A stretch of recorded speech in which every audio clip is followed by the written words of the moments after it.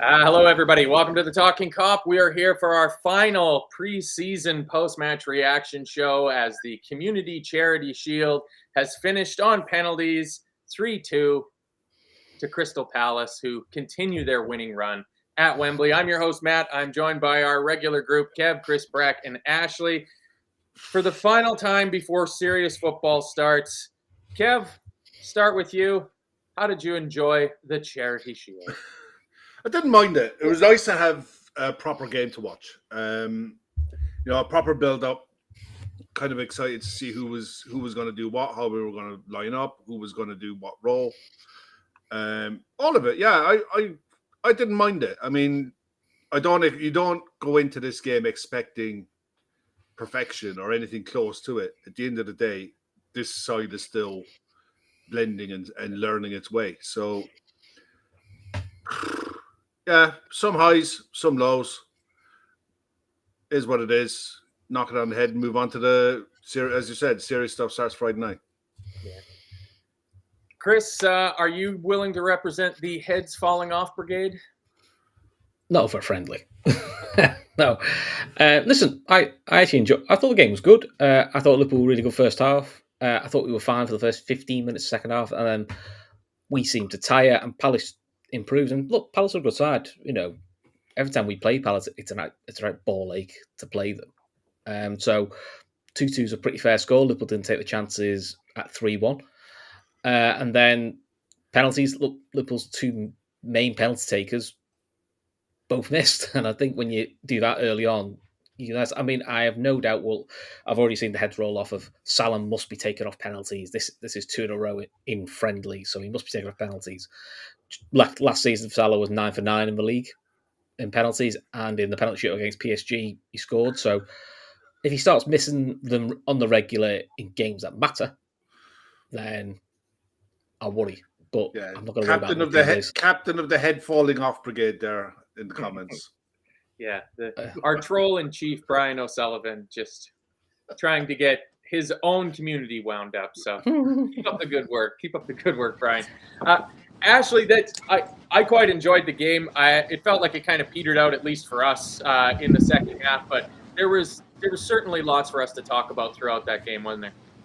Yeah, that first half especially, I think it felt really good. I really, really enjoyed Ekitike. I enjoyed Wirtz's interplay with him specifically.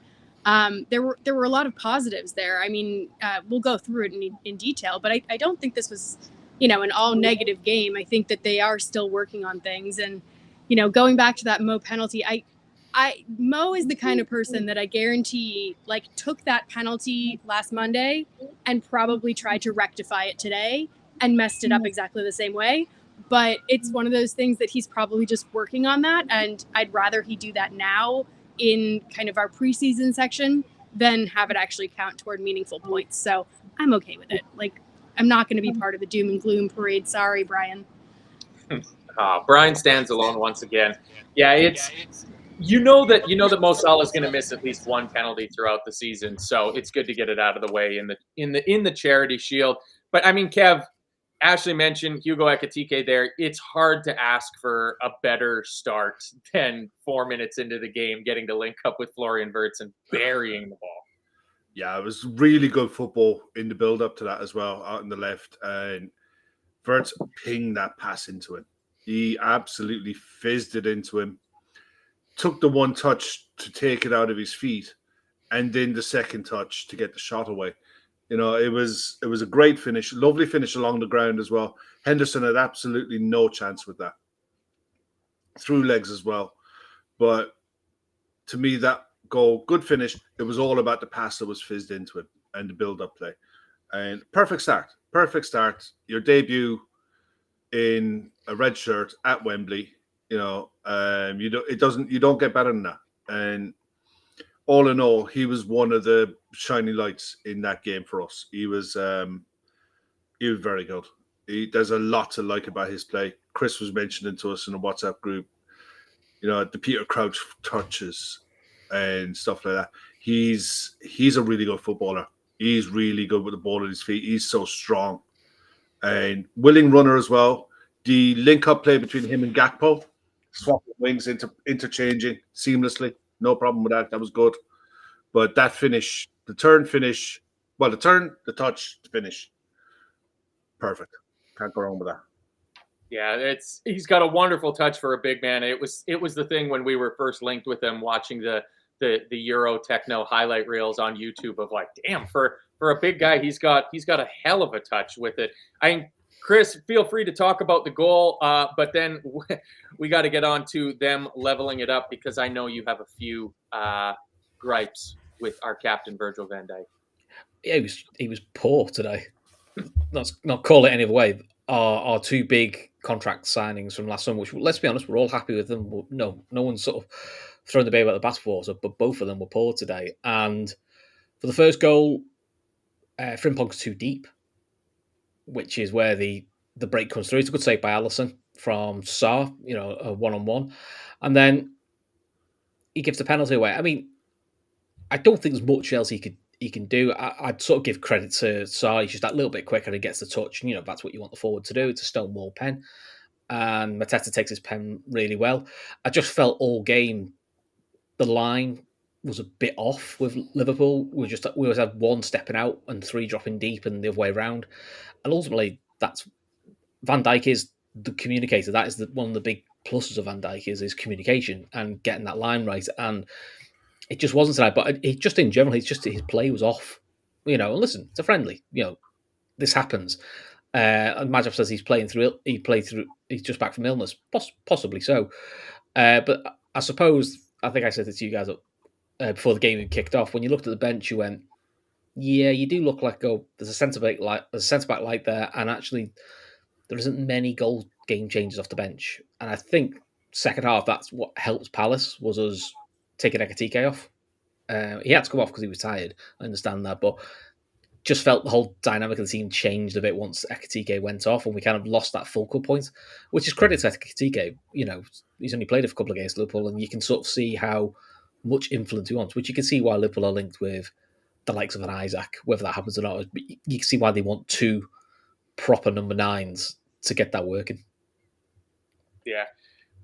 Before the penalties given away, Ashley, we get glimpses as to why we're all thankful that Alisson Becker has decided to continue to be a goalkeeper and not to take up a career as an evangelizing preacher. He makes a lovely 1v1 save against Mateta, and then we just don't clear our lines. Yeah, that high line is something that's still kind of giving me anxiety. I talked about this in the pre-match. I was hoping for solidity in our defensive line. I didn't get what I wanted. But I did get Alisson back, and he is the holy goalie for a reason. And it was a fantastic save. He shouldn't have had to make that save.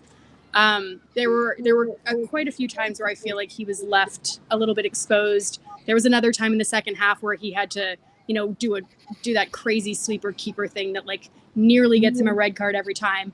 I'm worried about our defensive line because, like you said, we didn't clear our lines there. And Virgil tackles Sarr there. It's one of those where they just both end up in the same place at the same time. I don't think that Virgil goes in with a swipe or anything like that. I think his foot plants at the exact same moment that Sarr's foot plants. And, there's contact, but I don't think there's any sort of menace in it. But yeah, it's called a penalty. It's not going to get overturned, especially not with Tierney on VAR, and we'll get to that later.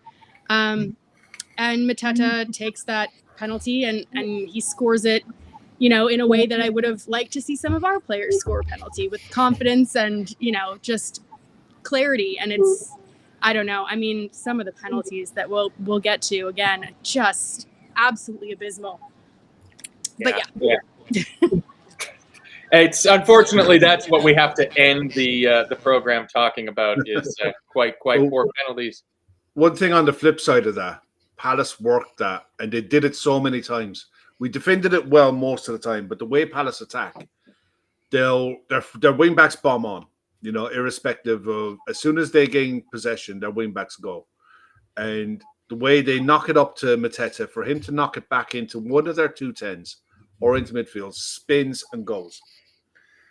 Unless your defensive line is absolutely perfect, then you're going to get caught. and ours in that occasion wasn't. For a lot of the time today, we defended it pretty well, but on that occasion, Mateta spun in, won it really well, should have scored. Allison made a great save. Bit of ping ball. Sarr dangled the ball in front of Van Dijk. Van Dijk was half a yard off it. Got hooked in. Sarr got the touch and Stonewall penalty. Well won, well played by Palace. They worked that position really well. But as I said, Mateta was a menace all day. He should have scored that, and they got their reward for a really good attack. But at the same time, that was the first thing that they really did in the game. Full stop. I thought for the first 10 minutes we were unbelievable. Some of the football that we played in that first 10 minutes was outrageous. The one-touch passing, the movements. The only thing I'd say in the first 10 minutes that you can level at us is that we didn't work Henderson enough. But credit to Palace, they got that one chance, the one counter. They worked it really well and broke the line, got in, worked the chance with Sarr and got their reward in the end. And at 1-1, you're sat there scratching your head, goes, how the fuck did that happen? Because, and in fairness, I think we picked up after that. And we were really good again, for the next probably 15 minutes or so. So it's just one of those things that it's football at the end of the day. The other side are allowed to work good positions. And one thing you can say about Palace, they have the same settled 11 that know each other and know how the manager wants to play that 3-4-2-1 system. And they're really, really good at it. They're probably the best in the league in that system at doing what they do. So, we're not going to come up against that often, but we have to work a way of defending better. That ball up, the knockback, and go again, if you get me. Yeah. And then just before I move on to Chris, real quick, Kev, does Frimpong mean it or not? Not a fucking chance. That's no fun. Chris, the speed of Jeremy Frimpong is going to be shocking for at least a couple of months because he gets that ball and squares up. Who's playing on the left wing for him? Mitchell. And it's one touch and he's got 2 yards of space. And a half Konchesky, is that called?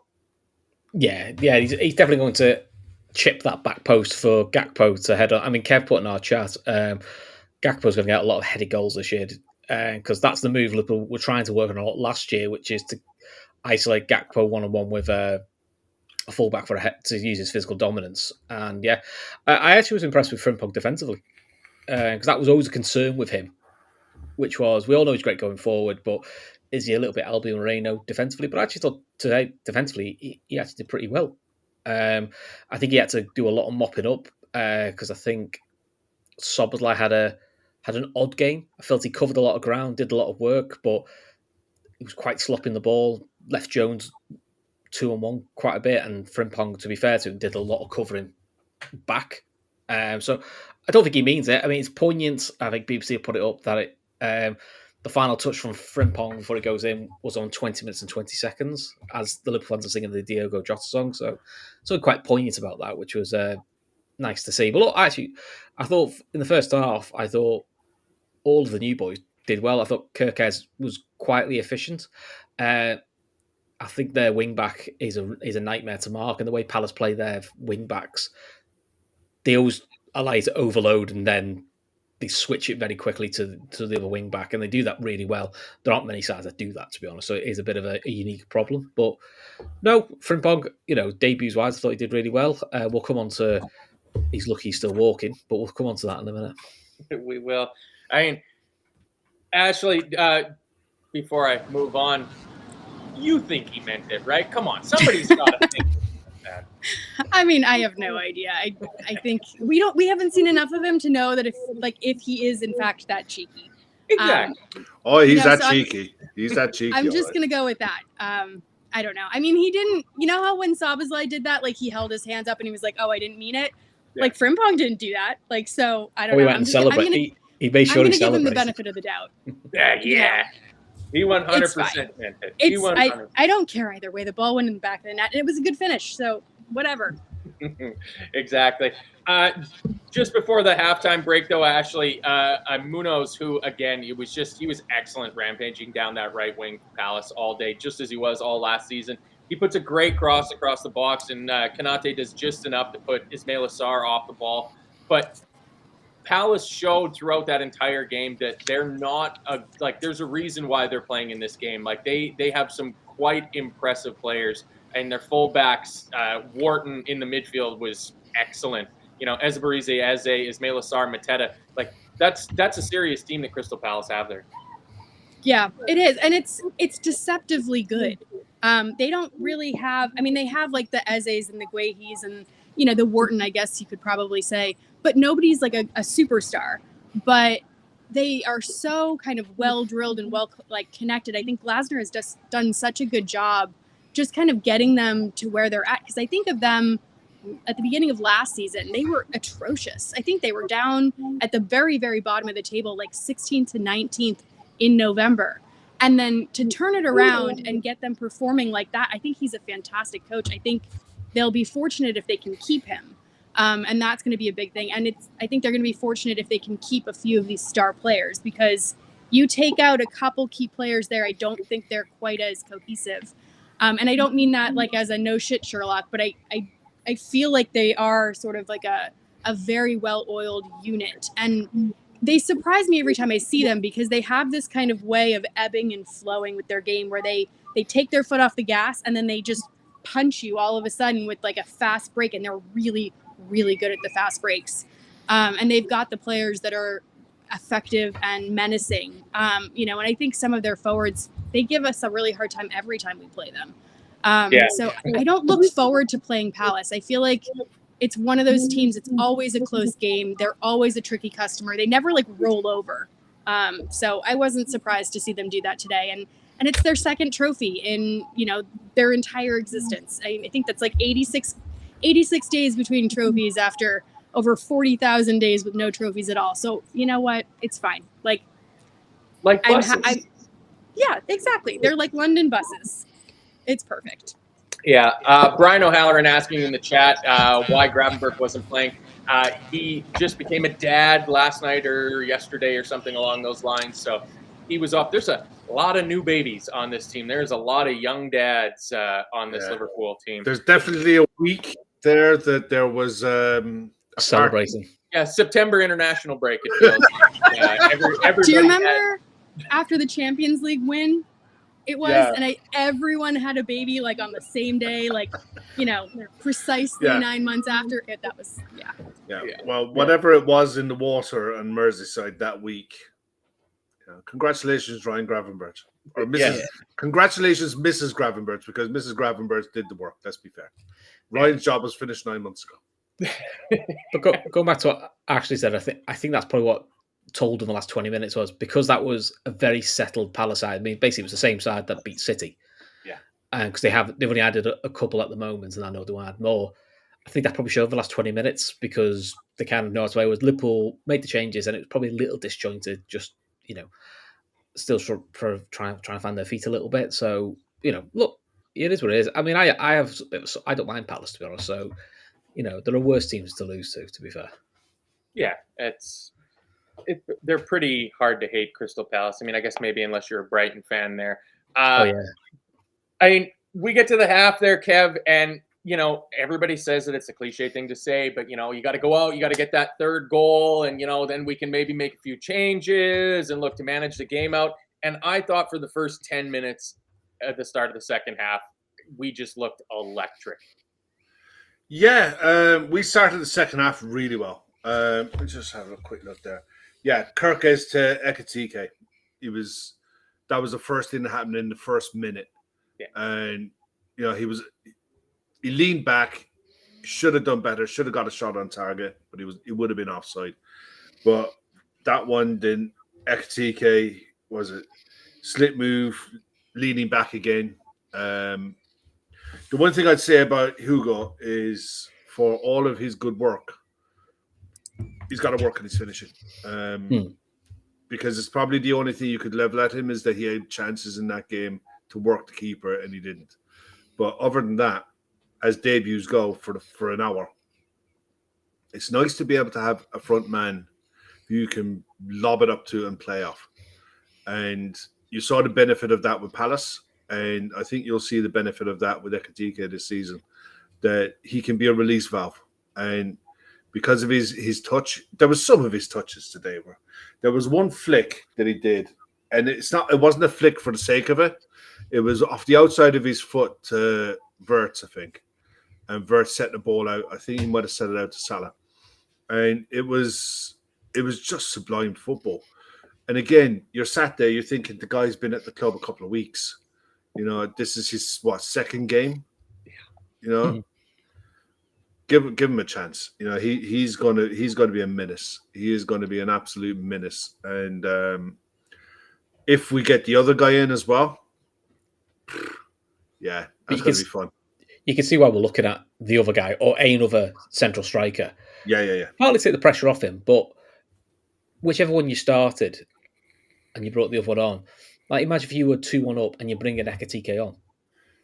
The way you could hold the ball up from a defensive point of view. I actually thought he took the Darwin role of near post header for defensive corners, and he won plenty of them, which again is another thing we wanted sorting out. But so that's where I think you wanted the other central striker to come on for Ekitike.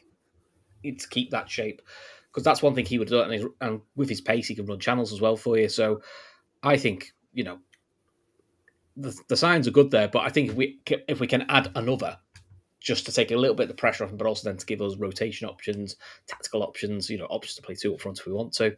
I think that'll just give us that little bit extra. Yeah, because it does not seem like Arne Slot is ever going to rely on Federico Chiesa, regardless of how good his song is. Yeah, Kev, you mentioned that Ekitike had those two early chances in the first 5 or 6 minutes. He has another one shortly thereafter where he has the ball. He's going across the top of the box, and it's like, shoot. And this time he lays it off to Salah, who plays it back across the box to Florian Wirtz. It's blocked.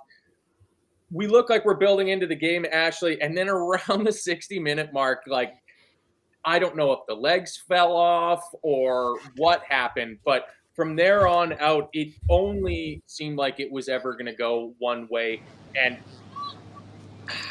we make the changes, and a few people pointed it out in the chat already, that the substitutions just didn't quite work for us. McAllister comes on for Ekitike, Endo comes on for Jones, and we just lost any control over the game. Yeah. The minute Ekitike came off, I think we looked completely blunt up top. Salah just doesn't like Wembley. I don't know what it is. I'm sure we'll talk about, both of these guys that are our talisman just not performing today. But, he was completely out of the game from minute one all the way to his atrocious penalty at the end. I didn't really like Florian Wirtz being moved into the middle there. I just don't think he was quite as effective because he didn't have anyone to kind of like finish his move off. And Gakpo, I'm surprised that Rio didn't come on, to be honest. I'm surprised that we didn't add a little bit of a spark because that whole front line just felt very flat. And with Endo, I think Jones looked really surprised when he came off. I think you were the one that put that into the chat, or someone was. His passing was incredible. I think he completed 100% of his passes, like 53 out of 53. I thought he did a pretty good job. When Endo came on, I just felt like everything started going backwards rather than progressing forward. So Endo just kind of turned around, passed back to Allison quite a few times, and we lost all of that forward momentum. And that's why specifically I get so worried about Gravenberch being our kind of center back cover, because if he ever has to drop in for center back long term, it's not that I don't like Endo, but I don't like Endo for extensive periods of time in games. I think he's a closer and he's fantastic at that, but I don't think that he gives us that cut and thrust that Gravenberch does. And I think we missed Gravenberch quite a bit, and I'm not going to hold it against him. He can go and have a baby. That's fantastic. But yeah, it just overall, there were too many little tinkers that just didn't work, and it didn't feel, it's already not cohesive because we're betting in so many players. And then when we kind of added these extra, wild cards, I guess, for lack of a better term, it felt even less cohesive. Yeah, it's, I don't know. We get a bit of a scare on 72 minutes. Kev, Frimpong goes down. It looks rather innocuous. It's Frimpong and Endo and Wharton all kind of coming together at once. And then you see the replay, and Adam Wharton is full studs into the side of his leg. I think that's worthy of at least being reviewed by VAR. I'm sure it was reviewed, but because there was no force in it, it's not a red card. So it's one of those that it's in football, it is a contact sport. You're going to get that. And a couple of years ago, they were giving red cards for stuff like that all the time. It seems they've dialed that back down now and realized that, you know what, when the game is this quick, you're going to get tackles like that. There was no intent in it. It was a genuine attempt to play the ball. He mistimed it fractionally. It looked probably a lot worse than what it was. It was a sore one. But if his leg was planted, that's a different story. But it wasn't. So I think definitely would have been looked at for sure, but not a red card for me. Okay. Very, very down the middle. I just think that's how I think that's how they'll look at it. Yeah. If you know what I mean. I think that's how they'll look at it. Yeah. ENG 91,755 with a 10 Singaporean dollar super chat says, "Bro, I've been thinking that our midfield is horribly weak, perhaps missing Ryan Gravenberch today, but I feel we need a lot more steel and energy. I stand corrected, but we need to get more solidity in the team." Chris, obviously Ryan Gravenberch is a huge miss. What's your take on this final preseason game and how it leaves you feeling about our midfield? I think it's a little bit disjointed at the moment. I think it's gone on the radar. We've probably had a little bit of a disjointed pre-season with niggles, injuries, illness, pregnancy. We probably haven't played. I would say he hasn't had time to build the combination yet with the midfield he wants, because it is going to be probably Gravenberch, McAllister, Wirtz will start a lot of games. Szoboszlai will be used to fulfill a lot of roles, and so will Jones. Jones and Szoboszlai are going to become the quite utility type players. They probably just didn't get enough of a chance. I know it's unpopular in the chat. I thought Jones was okay. I don't think he did anything particularly wrong. I thought the person needed to sort of work on the positional play a bit more. Szoboszlai. I felt he sometimes pressed when he needed to sit, and I think that exposes a little bit. So I think it's just a little bit of learning what we need to do from that sort of sense, really. So in terms of the Wharton challenge, I don't know. I think the way around, there's a lot of talk of why is there not a red card? That's a Liverpool bias thing, as usually. I mean, TNT, who I had the fucking Muppet that they do on TNT, who spent all the time talking about how small the shin pads were. If his shin pads were bigger, it'd be okay. I mean, I think you and me said he'd have to have hockey shin pads to cover the part of his leg. I think he's a lucky boy not to at least get a yellow for that. Is it any difference to the Curtis Red Jones against Spurs? Probably not. Because I think they've said force, intent. But in fairness, that was the wrong decision as well. Well, they give pens for that, but they give red cards for similar things. But Chris, that wasn't a red card. Curtis Jones, it was given. Curtis Jones, by their rules, they gave it. I know, but it wasn't. Like it shouldn't have been given, and they said that after. It shouldn't have been given, and that's the point. And that's why it's evolved the way it's evolved. It's if you get a tackle with force and studs like that, then you're going to get red, 100%. I think if his foot's planted, I think it's a red. Oh, if his foot's planted, it's a broken leg, 100%. Exactly. So why is it because his foot's in the air, it doesn't break his leg? You're okay. it's because of his weight. It's not because of the difference between when you see a forceful studs up on the shins when someone means it, and when someone's going for the ball. Do you not want people to go for the ball? No, I think I was more frustrated with the fact it was laughed off. Going, I should get. Oh yeah, that's common. Yeah, but I think that's all my frustration. Because to be fair, I'll say it now. I thought Wharton was best player on the pitch. I thought he was excellent. He was very good. Yeah, such a good player. You can see when we were looking back at the earlier in the season at the transfer options. I think even last season when we were looking at the midfield options for us, Wharton's name kept coming up, and you can see why. He's evolving into a serious player. I think he'll be gone next summer. There'll be one of the big boys will look at him next summer. I think this might be his last summer at Palace because he's so good. And I can see from an international point of view, I think he's the six that England think Rice is. I actually think the best thing for England would be to play Wharton as a six, and then they can allow Rice to play a bit further forward. I think he would actually tactically do a lot of things right. I just think he's very good, and his deep passing is incredibly underrated. That deep pass he gives it. It's a bit like the Virgil van Dijk switch. He was brilliant at that all game, and that's hard to mark. And he was very good at finding himself space to get that switch out. So, give Palace the credit. They've got an absolute diamond there. Yeah, I mean, not only was his long switch passing good, Ashley, but his passing through the lines was what led to their equalizing goal. Cody Gakpo, dispossessed by the ball by Will Hughes, shifts it off to Wharton, and Wharton just threads a beautiful ball into the man who loves scoring against Liverpool, Ismaila Sarr. 4 and 7, is it? I feel like he took our inquest into him personally. There was a time where we were looking at him way back when, we were linking, he was Sadio Mane's friend, and I don't know, I think it was, who was it? Watford. They were asking a ridiculously high amount of money for him. And I remember we were very close to signing him, and it's like he took that personally, and now he's just got this little vendetta against us. But I mean, for me, that's all. That goal was on Virgil van Dijk. Yep. The way that Van Dijk stepped out of defense, I don't know what he saw. For me, the danger was on the left. I don't know why he was stepping in the way that he was stepping in, but yeah, he stepped too high, and Gakpo was looking for a foul in the build-up. I don't think that was a foul by Hughes. I think that Gakpo went down quite easily there.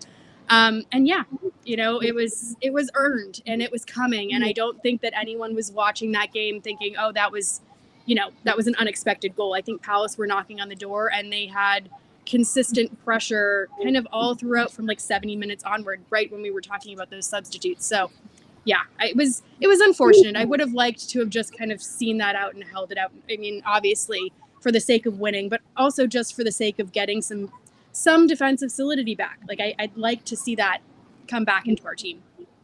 Well, I mean, yeah, everybody would like to keep a clean sheet every game, Ashley, but you can't have the moon. Kev, Milos Kerkez throws in an incredible block shortly after they level the score up to keep it level from, again, Ismaila Sarr. There's a dink cross that comes in, and I thought it was Virgil whose head it went over, but instead it was the shortest man on the pitch, Alexis McAllister. Sarr takes it down lovely, and Kerkez slides in, gets a block on it. A shout for handball in the build-up. I thought they were going to give it. The way they were looking at it and the length of time they were looking at it, I thought, yeah, they're really looking for ways to give this. But McAllister doesn't ever look like he's trying to handle it. It looks like it was accidental. If you're going back, there was a thing a couple of years ago where any slight touch on from they're down, irrespective of whether accidental or not, intentional or not. Look, Sadio Mane against Spurs in the Champions League final. You know what I mean? It was those kind of penalties. They were all being given all the time. So the fact that it's evolved, and I didn't think it was a penalty. I didn't think it should have been given as a penalty. But at the same time, the length of time they were looking at it, yeah, I was a bit twitchy about that one. Yeah, it gets to the point where it feels like all of a sudden now that we're just kind of holding on. I think our last half decent chance, Chris, comes shortly after that. It's really good play down the left-hand side for us, and Kerkez gets a really good ball into Mo, who's drifted a lot more centrally after Ekitike went off, and catches it on the volley, and just terrible. I mean, it's right at Dean Henderson. And then a few more changes, and it's just like, shit, just hold on now and get to penalties is, for me, what it felt like. Yeah. I've got to be honest. I think I messaged you guys saying we seem to have lost this little bit we used to have a real penalty shootout order. And maybe that's because we had such a settled side. You kind of knew who your first 6 penalty takers were quite comfortably. At the moment, it's a little bit of a debate going. You can definitely name 3, but there used to be 5 or 6 in the old team you could hang your hat on. like Fabinho would just rock up and you go, well, Fabinho scores. That's all he does. He doesn't take a penalty ever, apart from shootouts, and he always scores. That Didier Man used to be that in the early 2000s. We seem to have lost our way a little bit. And listen, I missed you guys after the game. Said when your best 2 penalty takers miss the first 2, you're asking for trouble then, really. And look, it is what it is. The lottery of penalties who just haven't been on the right side of it. I think Ian Doyle tweeted out before today's penalty shootout, we've lost our last 2 penalty shootouts. Like you said, it's now 3 we've lost. I think we've lost 3 of our last 4 competitive ones as well. So we're just a little bit of a rut with penalties at the moment. I mean, the Mo one's dreadful. Macca's isn't much better, because it's not on the corner and he's very telegraphed. Szoboszlai and Gakpo were the only ones who took proper penalties to put the foot through it. And credit to Palace, they took the penalties really well. Sarr's penalty is outrageous. Such a low backlift and absolutely buries it. Really good. And listen, fair play to Palace. Congratulations. They deserved it on the day. Yeah, exactly. I mean, Ashley, thoughts on the penalties? Because, it wasn't good, and I was surprised because, nobody likes penalties. And it's like, it's a friendly, and like 30 seconds before the penalty shootout, it's like, oh no, I'm getting the old fucking tummy grumbles here for this. Like, it doesn't mean anything. I hate penalties so. Like, I'd rather we just share it. I don't care. Ugh, gross. I hate penalties. But, I mean, Chris is right that the last couple penalty shootouts that we've had, like the PSG penalty shootout, left such a bad taste in my mouth, not only because of the result, but because of the penalties we took. And, there were a few penalty takers like Jones and Darwin in that game that, I mean, they were like some of the worst penalties I'd ever seen. And today was going up for, a good, they were giving a shot at giving the worst penalties I've ever seen.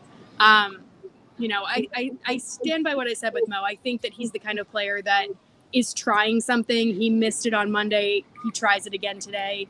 He seems like that kind of obsessive compulsive type of person. McAllister, I just don't think he hit it with enough power. And Elliott is the one that I'm just shocked that even stepped up. Just given sort of the question marks about what's going on with him, and he looked devastated after he missed that. And I felt bad because, credit where credit is due for him to step up and have the courage to do that. But, that was probably the worst of all 3 of them. That might be his last. That might be his last. It was one of the worst penalties I've ever seen. Yeah, Salah's run was a joke. That was ridiculous. He should be embarrassed at that. Yeah, no, I think embarrassed by that. The sad thing for Elliott, atrocious penalty. The sad thing for Elliott, that might be his last kick for the club. If that's his last touch of the ball for this club, like I don't know. I feel like we need to rectify that. Like, just put him on for 1 minute at some point. No. Well, like McGlinchey says, it's very reminiscent of Ryan Brewster, his miss against Arsenal in 2020, and then he was promptly sold to Sheffield United and basically disappeared off the face of the earth. Never heard from again. Yeah, I mean, hopefully the last kick for Liverpool being a poor penalty at Wembley is where the similarities to Ryan Brewster stop for Harvey Elliott. I hope he goes on to have a good career.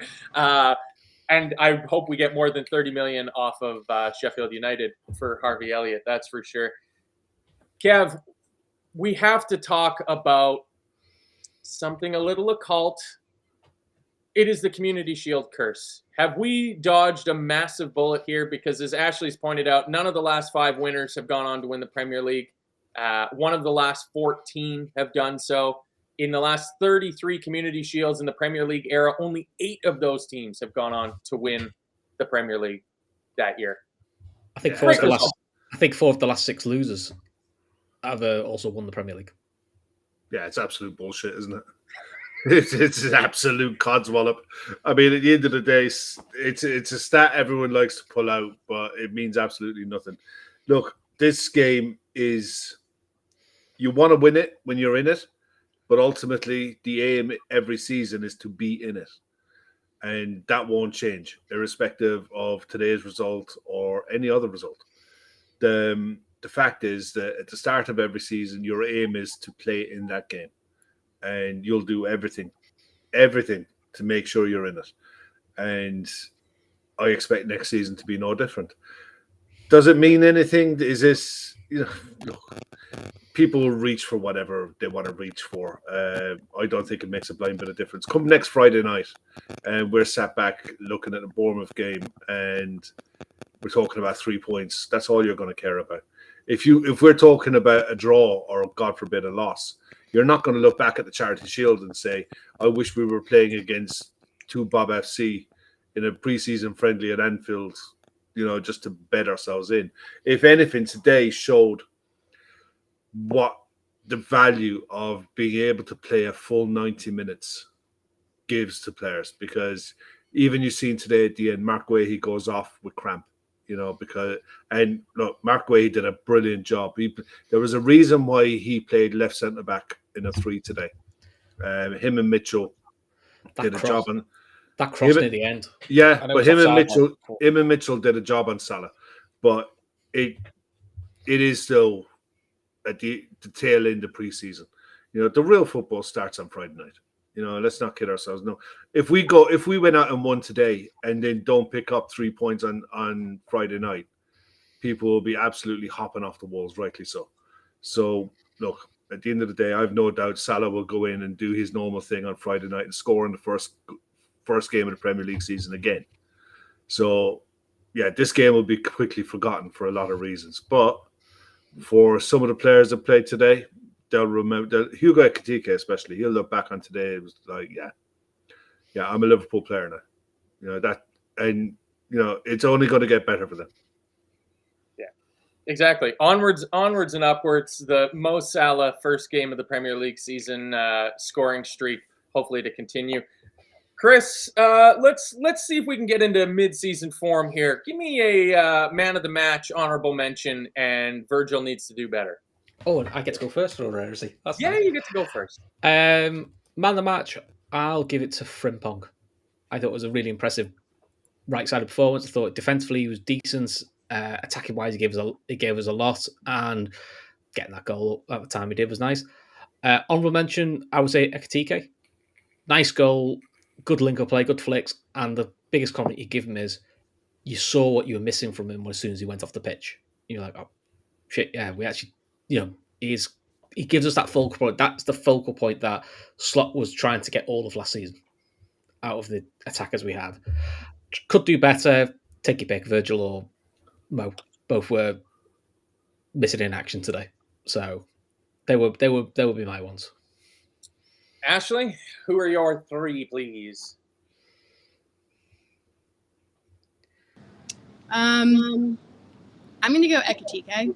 I was really, really impressed with him. I loved the way that he held the ball up. He was very intelligent with some of the offside traps. He has a way of receiving the ball and kind of moving around players that just feels so graceful for someone that's his size. And I'm really enjoying having like a true number 9 again.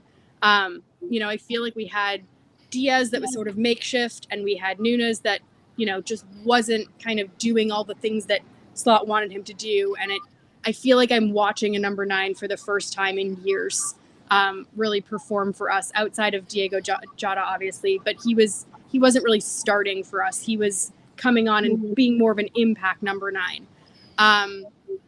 So yeah, I'm going to give it to him. I enjoyed Kirkez's performance as well. I think I said to you guys, he reminds me a little bit of Szoboszlai in that he's doing a lot of like the unsung hero kind of donkey work, like the running back and forth and the just covering ground and a lot of really smart, intelligent off the ball positional awareness. Could do better. I'm gonna pin it on Virgil. Whether he's still sick or not, that was not the performance that I'm used to seeing from Virgil. And I just think that, he needs to get a handle on that back line. There's a lot of new faces there, but I expect it to be rectified relatively soon, I hope. But yeah, I don't think that was his best game. Kev? Yeah, Ekitike for me was our best player.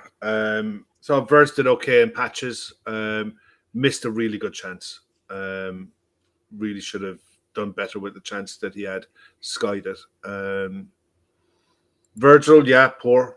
I thought Szoboszlai on the ball was atrocious in midfield. In that role in the middle of the park, you can't be careless and lose the ball. In the positions that he lost it in. There was one time that he lost it in the middle of the park, and it exposed us to a 3v2 with Eze forcing a save out of Allison. And look, if that's the position that he's going to be utilised in this season as an alternative or a second six, then he needs to sort his head out and develop a defensive nous and learn how to move the ball faster. I thought he was piss poor. Virgil at fault for both goals. You expect much better from your captain. Gakpo going forward, very, very much a miss. I thought tracking back, especially in the second half, he's fucking outstanding.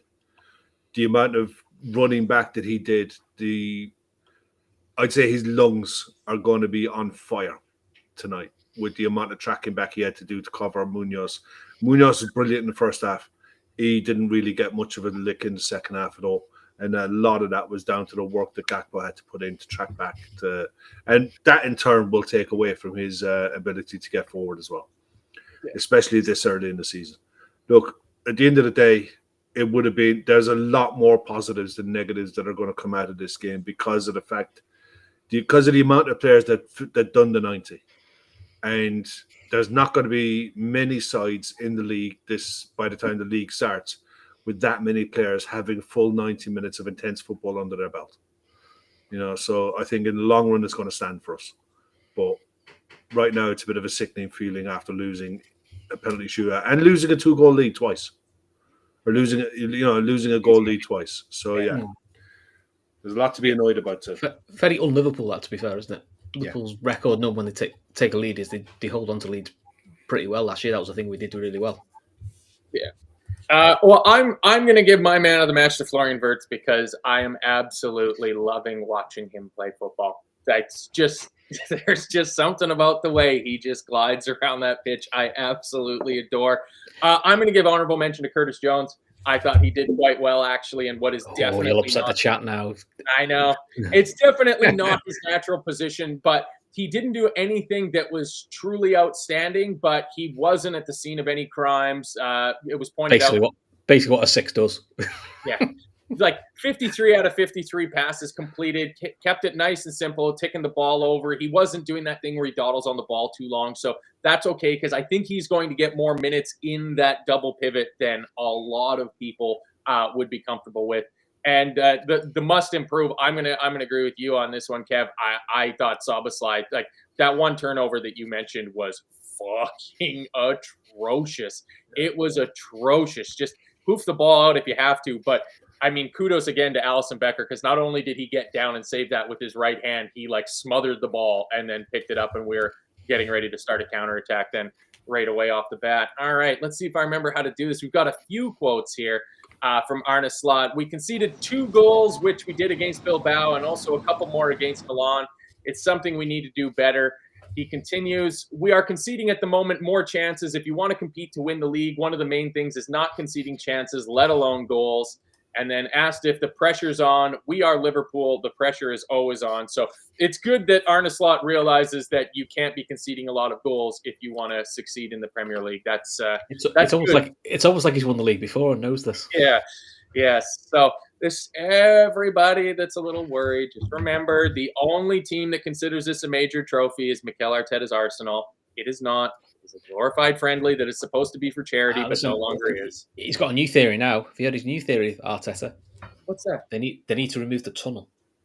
If they remove the tunnel at the Emirates, then all the opposition will be really scared of the loud crowd noise. At the moment, the tunnel muffles it, which is apparently not giving them an advantage. That's a genuine quote.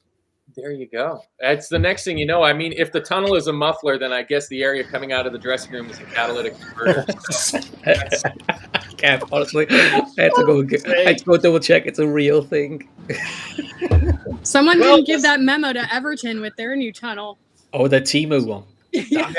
If you haven't seen it, that TikTok with that Everton one over their Temu tunnel it's the funniest thing I've seen. I'm pretty sure the sound can probably get through that tunnel though, so they're okay.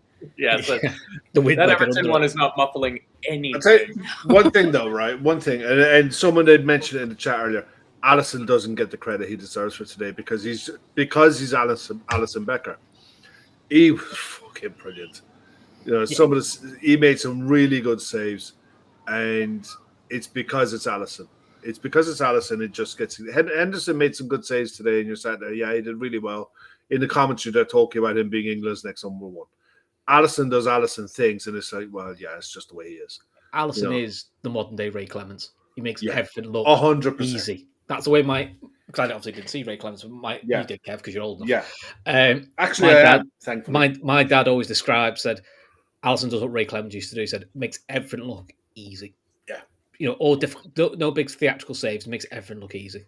And that's what he does, really. It's really good. Yeah. And I know Emmett of this parish would be furious with me if I didn't mention he looked damn good in that new goalkeeper kit. I love that kit. It's nice, isn't it? It's nice. I love the away kit, but Alisson's got that holy kit. I'm waiting for that green kit to come out. That green kit looks amazing. Yeah, well, that green kit is going to sell out in about 13 seconds. So it's going to be like the Alisson goalkeeper jersey. Remember the black one that nobody could get hold of?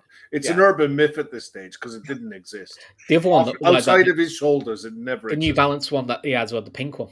The New Balance pink one that was like gold dust as well. Yeah. A few late Arne Slot quotes coming in here, courtesy of Ashley. After 2 years of no change, we brought a lot of money in, and then I think it is a good moment to get new energy in. We have lost 4 starters and players that have played a lot for us. Some wanted to leave like Trent. As a result of that, we have to bring players in, and that is what we did. We have to make sure we are ready. We've replaced 4 players, and sometimes you need to adapt offensively or defensively. Against Bilbao, we didn't concede chances, just 2 set pieces. I don't think we conceded that much today, just 2 goals. Maybe I forget a few. I felt, to me, the equalizer was their second big chance of the game. There needs to be a little bit of adjustment defensively. So there you go. I think the only thing you look at that is you say, okay, the 2 6s that we played today, unless we have an absolute shit show, they're not going to play many times together. All right. More often than not, it's going to be Gravenberch and McAllister or one of the other 2. So, you have to caveat everything with the fact that McAllister and Gravenberch do have a defensive brain on their shoulders first. You know, they're brilliant footballers, but they do have that sense, that defensive sense about them. So, and it's always the most important position in football is the middle of the park. You control the middle of the park. It makes everyone's job so much easier. I mean, he's definitely going to look back at this and reanalyze it. And Palace are one of those sides that do sit in a low block. They are one of those sides that we brought Florian Wirtz in for, and we saw how, Ekitike's goal, the fizz on that pass to play it in for his opener was brilliant. We just didn't get Wirtz in those kind of dangerous positions often enough. And I think over the season, that's going to evolve. We're going to get much better at that. Especially the more this group of players play together. It is, someone said it earlier, we've added players for the first time to this squad for a long time. We've added starting players to the squad for the first time in a long time. It's going to be an adjustment. Arne Slot was the adjustment last year, coming in as the new manager, replacing Jurgen Klopp, but the squad stayed the same. Everyone knew each other's roles. Everyone knew each other. This is a different kind of adjustment that everyone's going to have to get used to. And it might take a few games, and we might have to grind out results until we get there. But when you spend that amount of money on the type of quality that we spent it on, it will get there, 100%. It's not just new players either. It's new tactics. Yeah. The tactics are shifting massively. Like, I think a lot of what Slot did last year was take what was working with Klopp and just tweak it slightly. I feel like he's making really big changes this year. Like, it feels like there's a lot of different technical aspects that, like, the team is just going to have to kind of get to grips with over time. And we're just going to have to be patient. Hopefully that's not going to be, rocky at the beginning of the season. I think, like you said, we might grind some things out, but yeah, I know there's some funny chat going on. I'm reading that as well. I can't keep a straight face while reading some. Well, look, if you're listening to this show back and you're not listening to it live, this is one of those moments that you really should be watching this live, because there's certain things being said in that chat and certain people being schooled in that chat we just can't repeat. Yeah, Okay. well, it's the best way of taking in any Talkin Kop content is definitely to be involved in the live chat. So Absolutely. we got 300 people in here watching us. We really, really appreciate that. Throw a like on the YouTube video for us. It just helps push the channel out in the YouTube algorithm to a few more people because, I mean, perhaps you would agree. I would say that more people should be watching these shows because I think we put out some really good content. And if you want to get more of that top level content, the link to our Patreon is there on the screen. You see the QR code. You can get your first month free and check it out. But there's a lot of shows that we are able to do behind the Patreon paywall that we can't get away with doing on a regular YouTube feed, including highlights and stuff like that, that once the season is back up and running, we will be getting those shows back going again. We just kind of trialed it at the end of last season, and I would say it was a rousing success. So if you're interested in that and you like what we're doing here on the channel, consider checking out on Patreon. It's €5 a month or something like that. And apparently, I heard this, listen to another podcast. If you are going to sign up on the Patreon, if you're an Apple user, don't use the Patreon app. Go through the Patreon website because apparently Apple puts a surcharge on the membership through the Patreon app. So if you're going to come over, you may as well save yourself like a couple of bucks a month by not giving that money to Tim Cook because I think he's doing just okay on his own. So anything else before we get out of here, Kev? Well, no, since you dissed the owner of Apple, no, I think we're all good. No, look, check out Patreon. That Apple sponsorship's gone down the isn't it? We are not affiliated with Matt in any way. There is some excellent stuff on the Patreon that's already uploaded. And if you want to go back and watch some of that stuff, it's all there for everyone to see. Hit the like, subscribe, all that lovely good stuff. Share it on your socials as well. You know, a lot of people forget that. If you click the share button, share it onto your own timelines, bring more people in, get the conversation going. Because that's all we're going to want throughout the season. We're going to be here after every game. One of a group, four of us, ideally. Most of the time, it's going to be 3 or 4, 2 or 4 some nights. But we're going to be here every game. And the more people that join us, the more people that come in and contribute, the better the experience is for all of us. So, yeah, I just can't wait now. I'm really looking forward to Friday night. That's right. Chris, any final words? No, nothing for me. Look forward to the season starting on Friday. I remember last time the season started on a Friday for us, we won the league. So, all good. Yeah. Look at that. No Charity Shield curse starting on a Friday. Ashley, are you ready for the new season? I am ready. I'm looking forward to it. I think it's going to be great. Hopefully getting a few more signings in the door this week. And the other thing, if you guys, enjoy this content, there's another show coming on later this evening. We've got our traditional Sunday night show. So look out for that in a couple of hours because what are we, like 3 hours away from that at this point? So 10 p.m. you get double shows today on a Sunday. So extra content for everyone. There you go. And everybody always enjoys a Sunday night show because that's where crazy things get said by crazy people. But it was unfortunately not a crazy game today because it is, in fact, just a meaningless friendly with a gigantic dinner plate that's given out at the end of it. But it is finished on penalties 3-2 to Crystal Palace, who are enjoying a really, really glorious couple of months for them and good for them. But the real football starts on Friday. So come on back at 10 p.m. Join Gav and the lads for the Sunday night show. And then us and the post-match crew, we will definitely see you on Friday night after the Liverpool v Bournemouth match. But until then, thank you, everybody, for joining us. See you after the next one.